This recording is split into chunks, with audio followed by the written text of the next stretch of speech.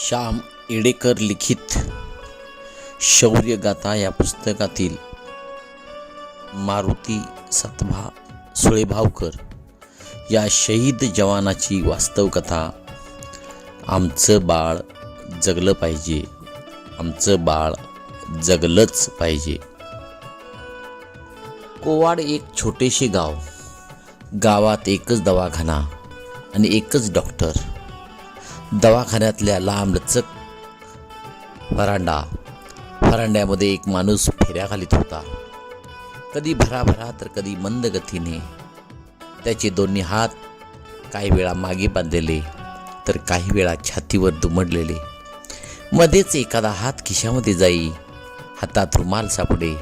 रुमालाने कपाळ, चेहरा, मान यावरचा घाम पुसत जाई आणि पुन्हा इरजाऱ्या चालू होत.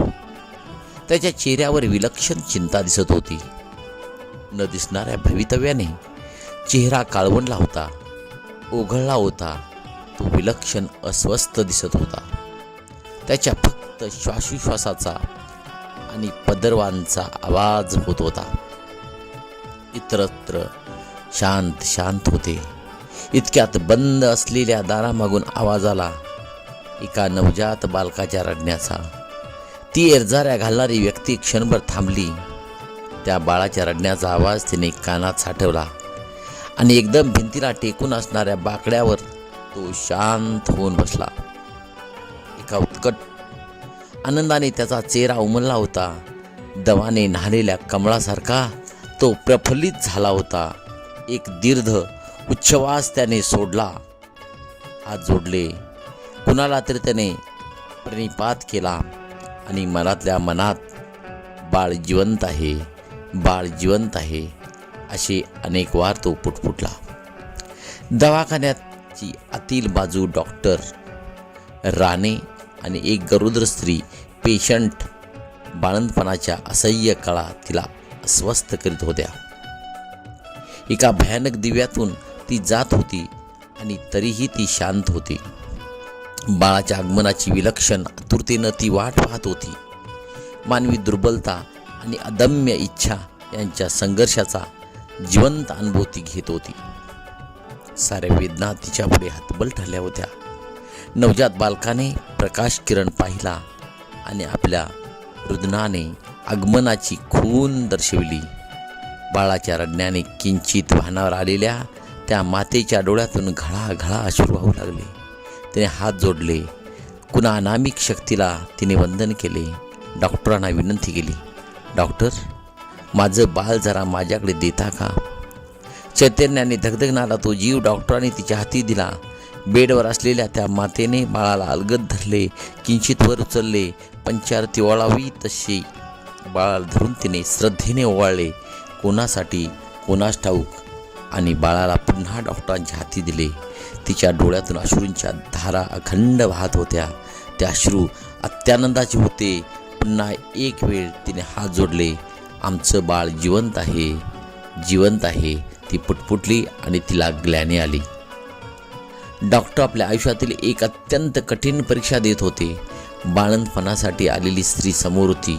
तिच्याकडे डॉक्टरांनी पाहिले आणि त्यांच्या शरीराला कंप सुटला. क्षणभरातच त्यांचे अंग घामाने ओले चिंब झाले.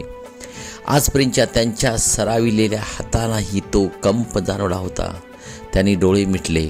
क्षणभर कुणाचा तरी धावा केला आणि स्वतःला नीट सावरत ते पुढे झाले. बाळ आणि बाळंतीने सुखरूप होते. एका बाळंतपणासाठी तिने युगे गेली होती याची त्यांना जाणीव नव्हती. एका विलक्षण दिव्यातून यशस्वी होऊन ते बाहेर आले. त्यांच्या शरीरातील त्राण आता संपला होता. स्वतःच्या खोलीत ते कसेबसे शिरले आणि त्यांनी खुर्चीवर स्वतःला झोपून दिले. कोणत्या तरी अलौकिक शक्तीला त्यांनी अभिवादन केले. एका विज्ञाननिष्ठेने केलेला तो प्रणाम अत्यंत नम्र होता, कृतज्ञतेला होता. कार्यपूर्ती देणाऱ्या शक्तीला तो प्रणिपात होता. त्यांनी घाम टिपला आणि आता मात्र रोखून धरलेल्या भावनेचा बांध पार ढासळला. ते सद्गतीत होऊन त्यांच्या डोळ्यातून घळाघळा अश्रू वाहू लागले. ताई, तुमचं बाळ जिवंत आहे, तू सुखरूप आहेस. मारुतीला खरं खरं समाधान लाभेल, मारुतीच्या आत्म्याला शांती लाभेल. डॉक्टर स्वतःशीच फुटफुटले. मारुती सुळेभावकर डॉक्टरांच्या मनासमोर स्मृतींचा पट उलगडू लागला. चंदगड तालुक्यातील हुंदळेवाडीचा हा जवान. घरी 18 विश्वे दारिद्र्य, पण निसर्गाची त्यांच्यावर कृपा होती. शरीर बळकट होते, त्याला मिलिटरीचे आकर्षण होते. तरुण मारुती सरळ मराठा इन्फंट्रीमध्ये भरती झाला. आपल्या कर्तबगारीने तो लान्स नाईक झाला. जनरीतीप्रमाणे त्याचे लग्न झाले आणि एका नव्या आनंददायी जीवनाला सुरुवात झाली. विमल किटवाडची एक सुकन्या त्याची जीवनसाथी झाली होती. मारुतीच्या निर्मळ, प्रेमळ, कर्तव्यतत्पर स्वभावाला साथ देणारी अशीच विमल होती. खऱ्या अर्थाने ती विमल होती. विवाहानंतर थोड्या दिवसात ती दोघे एकात्म झाली. दिवस कसे भरभरून जात होते. मारुतीची आई लक्ष्मीबाई आणि भाऊ बाळाजी विमलच्या अवतीभोवतीच असत. दृष्ट लागावा असा संसार सुरू झाला होता. घराला घरपण आले होते. गावात मारुतीचे घर म्हणजे एक कौतुकाचा, आदर्शाचा भाग झाला होता. आपल्या घरात बाळराजाने हसावे, रडावे, नाचावे, लहान मोठ्यांना नाचवावे, वंशाचा दिवा लागावा असे मारुतीच्या आईला, लक्ष्मीला वाटे. आपल्या नवऱ्याच्या मृत्यूनंतर लक्ष्मी धिटाने उभी होती. कष्टाला कधी हटली नाही. कष्टासाठी दिवसाचे तास तिला कमी वाटत असत. मारुतीला आणि बाळाजीला ती आपल्या तळ हाताच्या फोडाप्रमाणे जपत होती.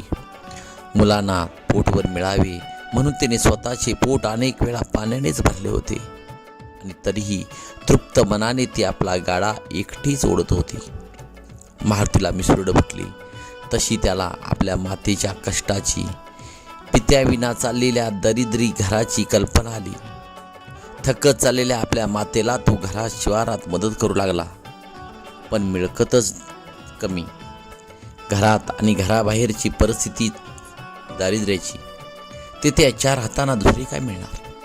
शेवटी 21 वर्षाच्या मारुतीने मराठा लाईफ इन्फंट्रीमध्ये प्रवेश मिळविला. आपल्या पगारावर आई आणि भावाला सुखी करण्याची त्याची धडपड चालू होती. आईच्याच आग्रहाखातर किटवाड या शेजारील गावची विमल उंबऱ्यावरचे तांदळाचे भरलेले मापटे ओलांडून त्या घरात लक्ष्मी म्हणून आली. घराघरात धन्य धान्य पसरले. वृद्ध लक्ष्मीबाईंना नातवंडाचं मुख बघण्याची घाई झाली होती, पण नियती क्रूरपणे हसत होती. विमलला दिवस गेले आणि सारे हरकले. मारुतीला ध्यानी मनी स्वप्नीही बाळच दिसत होते, पण घात झाला, ऐवेळीच नाश झाला. विमलने स्वतःला सावरले. काळजाचा काटा आता पुढे सरकला. काळाचा काटा आता पुढे सरकला. पुन्हा विमलला दिवस गेले. लक्ष्मीबाईने आता अधिक दक्षता घेतली. आपल्या सुनेला कोणतेही कष्टाचे काम ती करू देत नव्हती. विमलला पदोपदी असे वाटायचे आपल्या आईचेच रूप घेऊन आपली सासूबाई आपल्याला जपते आहे. पण याही वेळी घात झाला. हा दुसरा गर्भपात. विमल आणि लक्ष्मीबाई यांना आभाळ फाटल्यागत झालं. दिवस रात्रीचा खेळ सुरू होता. 1971 साल उजाडले. विमलला पुन्हा एकदा सुखद आठवण झाली. आपण माता होणार या जाणीवीने नव्या उर्मी उसळून आल्या. एका अनामिक सुखाने ती शहारली, पण मागील दोन्ही प्रसंगाच्या आठवणी ती विसरू शकत नव्हती. ती माहेरी किटवाडला आली. मारुती आता अधिक दक्ष बनला. आपलं बाळ जगलं पाहिजे हा विचार त्याच्या मनात सतत घर करत राही. विमलला बरे नाही म्हणून त्याला पत्र आले तसा तो धास्तावला. रजाकडून किटवाडला गेला. 7 महिन्याच्या गरोदर विमलला घेऊन तो तडक कोवाडच्या दवाखान्याकडे धावला. डॉक्टरांना सॅल्यूट ठोकला. त्या कडक सलामीने डॉक्टरांना एकदम सावध केले. विमलची केस समजावून घेतली. विमलला ताबडतोब दवाखान्यात दाखल करून तपासणी करणे आवश्यक होते. त्यांनी किटवाडच्या रस्त्याला आपली जीप भरधाव सोडली, पण काही अंतर ओलांडताच त्यांना ब्रेक लावावे लागले. पुढे जीप जाणे शक्यच नव्हते. मारुतीने प्रसंग ओळखला. जीप बाहेर उडी घेतली. धावतच घरी गेला आणि त्या सैनिकाने धावतच आपल्या पत्नीला खांद्यावरून जीपपर्यंत आणली. विचार करायलाही वेळ नव्हता. जीप दवाखान्याजवळ थांबली. पेशंटला टेबलावर घेण्यात आले. आवश्यक ती औषधोपचार केल्यावर डॉक्टरांनी मारुतीला बोलावले. इंजेक्शन, औषधे इत्यादीची एक यादी त्याला दिली. ही औषधे घेऊन ये, बेळगावला सर्व मिळेल. डॉक्टरांचे वाक्य पूर्ण होते न होते तोच मारुती धावत सुटला. बंदुकीची गोळी सुटावी तसा रात्र पडण्या अगोदर मारुती औषधासह डॉक्टरांच्या समोर हजर झाला. मारुतीने सगळी औषधे डॉक्टरांच्या स्वाधीन केली. दिवसभराच्या श्रमाने तो थकला होता. तशा स्थितीत त्याने आपले मन डॉक्टरांसमोर मोकळे केले. डॉक्टर साहेब, मी सैनिक आहे. आम्हा जवानांचे जीवन आज आहे, उद्या नाही. मी असे नसेन, पण आमचं बाळ जगलंच पाहिजे. बाळासाठी लागेल तितका खर्च करायला मी तयार आहे. एक पैसाही ठेवणार नाही. बंदुकीची शपथ. मारुती बोलतच होता. डॉक्टर एकटक त्याच्याकडे पाहत होते. त्याच्या प्रामाणिकपणावर त्यांचा विश्वास होता. मारुती जरी सैनिक असला तरी प्रथम तो माणूस होता. जरी तो गरीब म्हणून गणला जात असला तरी तो माणुसकीचा अथांग सागर होता. हाडाने जरी तो सैनिक असला तरी माणुसकीला कधी तो विसरला नव्हता. नाती गोती, इष्ट मित्र, भावना कधी हरवल्या नव्हत्या. दिलेला शब्द कधी मोडला नव्हता. जिव्हाळा कधी तुटला नव्हता. डॉक्टरांनी मारुतीला आश्वासन दिले, पण नियती हसत होती. रजेवर असतानाच मारुतीला तार आली. युद्ध सुरू झाले होते. आपल्या युनिटला ताबडतोब हजर होण्याचा त्याला हुकूम आला होता. या हुकुमापुढे कोणाचीही सत्ता चालत नसे. जेवणाचा घास तसाच ठेवावा लागतो. मायेची बंधने तोडावी लागतात. सैनिकाचे जीवनच एकूण निराळे असते. मारुतीला याची पूर्ण जाण होती. तार घेऊन मारुती डॉक्टरांकडे गेला. त्याच्या कडक सॅल्यूटने डॉक्टरांची जबाबदारी अधिक वाढली. डॉक्टर साहेब, आमचं बाळ जगले पाहिजे. तुम्ही प्रयत्नांची पराकाष्ठा करा. तुमची सारी बिले पैन मी भागवीन. अगदी शपथ. मी पुन्हा पुन्हा विनवून आणि कळवळून म्हणत होता. डॉक्टरने त्याच्या पाठीवर थाप मारली. मारुती, विमल तुझी पत्नी असली तरी मी तिला माझी बहीण मानतो. माझी पाठची बहीण. तू देशाची रक्षण करतोस. तू सैनिक, मी सेवक. तुझ्या घरादाराचे रक्षण करण्याची शपथ घेतो मी. डॉक्टर साहेब. मारुतीला केवढे मोठे वाटले. तो चटकन ओनवा झाला. डॉक्टरांच्या पाया पडला. उठता डॉक्टरांना त्याने पुन्हा विनंती केली. डॉक्टर, आमचं बाळ जगलं पाहिजे. तो घरी आला. सर्वांचे निरोप घेतले. विमलला निरोप घेताना त्याला ब्रह्मांड आठवले. पण सैनिकाला सबब सांगता येत नाही. हुकूम मांडता येत नाही. विमलला याची जाण होती. तिने अश्रूने आवरले. हसत मुखाने पतीला निरोप दिला. म्हणाली, डॉक्टर देव माणूस आहे. आपलं बाळ जगणार. तुम्हाला कळविते मी. काळजी करू नका. आमची. सर्वांचा प्रेमळ निरोप घेऊन मारुती गेला. सर्वांना हवासा वाटणारा, सर्वांच्या मदतीला धावून जाणारा, एक पुत्र, एक पती, सर्वांचा भाऊ आता रणांगणाकडे धावला होता. आता तो फक्त एक सैनिक होता. विमल आपल्या भावी बाळाला गर्भातच वाढवित होती. एका पहाटे ती किंचाळून उठली. घरातील सारी माणसे आणि शेजापाजारी तिच्याभोवती गोळा झाले. विमल घामाने चिंब झाली होती. वादळात सापडलेल्या गवताच्या पात्यासारखी ती थरथरत होती. एका भयानक स्वप्नाने तिला जाग आली होती. स्वप्नात तिला दिसलेले दृश्य अंगावर काटा आणणारे होते. युद्धात एका प्रचंड रणगाड्याखाली मारुती सापडला होता आणि पार चिरडला गेला होता. त्या स्वप्नाने ती हादरली होती. लोक म्हणत पहाटेची स्वप्ने खरी ठरतात आणि विमलचा जीव अधिकच घाबराव होई. पोटातला गोळा गरकन फिरे. आपली चाहूल देई या जाणीवीने तिच्या मनातील आग थोडी शांत होई. पण स्वप्नांच्या आठवणीने ती आग परत भडके. विमल सैर भैर होई. मारुतीची मूर्ती तिच्या डोळ्यासमोरून हलत नव्हती. 3-4 दिवस गेले आणि सासूरवाडीहून माणसे आली. दुःखाचे डोंगर त्यांच्या डोक्यावर होते. विमलने सारे जाणले. तिच्यावर आभाळ कोसळले. त्याही अवस्थेत तिच्या कानात आपल्या वीर गती प्राप्त झालेल्या पतीचे मारुतीचे शुद्ध शब्द घुमत होते. आपलं बाळ जगलं पाहिजे. त्या आठवणीने विमल बदलली. ती तशीच उठली, डॉक्टरांकडे वाटचाल करू लागली, एकटी, अगदी एकटी.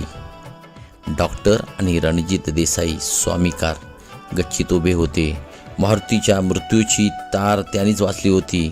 विमल त्यांच्या डोळ्यासमोर उभी होती. एक निष्पाप प्रेमळ जोडपे, पण एक क्रौच मृत्युमुखी पडला होता. विमलचे सांत्वन कसे करावयाचे? त्यांच्या समोर मोठे न सुटणारे विलक्षण प्रश्नचिन्ह होते. बाळ तर जगले पाहिजे, पण जेव्हा ते बाळ वाढेल तेव्हा मारुतीच्या घराचा एक खांबी तंबू सावरायचा कसा? अनंत अनंत प्रश्ने. डॉक्टरांनी समोर नजर टाकली. किटवाच्या निर्मनुष्य रस्त्यावरून एक स्त्री भराभरा चालत होती. अवघडपणामुळे तिची पावले नीट पडत नव्हती, पण त्यामुळे तिचा वेग मंदावला जात नव्हता. ती स्त्री जवळ आली आणि डॉक्टर उद्गारले, विमल. विमल तयाली. झटकन खाली उतरून दोघांनी दवाखाना गाठला. विमलला आत घेतले. डॉक्टर, आमचे बाळ जगले पाहिजे. माझ्या नवऱ्याची इच्छा आहे. माझं काही हो, माझ्या पतीची शेवटची इच्छा पूर्ण झालीच पाहिजे. डॉक्टरांचा स्वतःच्या वचनावर विश्वास होता. विमलचे सांत्वन कसे करावयाचे हाच मोठा प्रश्न त्यांच्या समोर होता, पण विमलने तो स्वतःच सोडवला होता. तिच्या दुःखावर पतिप्रेमाने विजय मिळवला होता. तिच्या मनात गुंजन होते फक्त मारुतीचे शब्द, आमचं बाळ जगलं पाहिजे. डॉक्टर या लोकविलक्षण सैनिक पत्नीपुढे नम्र झाले. ताई, तुझा भाऊ आहे मी. तुझ्यासाठी सारी शक्ती पणाला लावीन. देव तुमच्या बाळाला उदंड आयुष्य देईल. तू काळजी करू नकोस. डॉक्टरांनी आपल्या ज्ञानाला, अनुभवाला, कौशल्याला आणि विज्ञानाला साकडे घातले. विमलने बाळाला जन्म दिला. चैतन्याने रसरसलेला एक गोळा नव जग पाहत होता. बाळंतिणीच्या खोलीबाहेरच्या यरझाऱ्या थांबल्या. दारावर ठकठक झाली तशी डॉक्टर भानावर आले. खोलीच्या बाहेर यरझाऱ्या घालणारे होते रणजित देसाई. दोघांनी एकमेकांना घट्ट मिठी मारली. दोघे एकदम उद्गारले, बाळ जिवंत आहे. मारुतीच्या बाळाचे बारसे करावेचे ठरले. दवाखान्यात असलेल्या विमलला डॉक्टरांनी विचारलं, ताई, बाळाचं नाव काय ठेवायचं? विमलने डोळे मिटले. बाळाचे नाव कोणते? तिच्या डोळ्यासमोर उभी झाली ती मारुतीची मूर्ती. सैनिकी जीवनाच्या गोष्टी सांगताना तो नेहमी आपल्या देशाचे, भारतमातेचे नाव घ्यायचा. भारत होय, याच भूमीच्या रक्षणासाठी, याच देशातील लोकांच्या सुख समृद्धीसाठी मारुती लढत होता. याच भारताचे नाव भारत आपल्या बाळाला द्यायला हवे ठरले, पक्के ठरले. एकदम मोठ्याने ती म्हणाली, भारत भारत. पुन्हा क्षणभर थांबली आणि म्हणाली, आमची मुलगी आहे ही, हिचं नाव ठेवा भारती भारती भारती.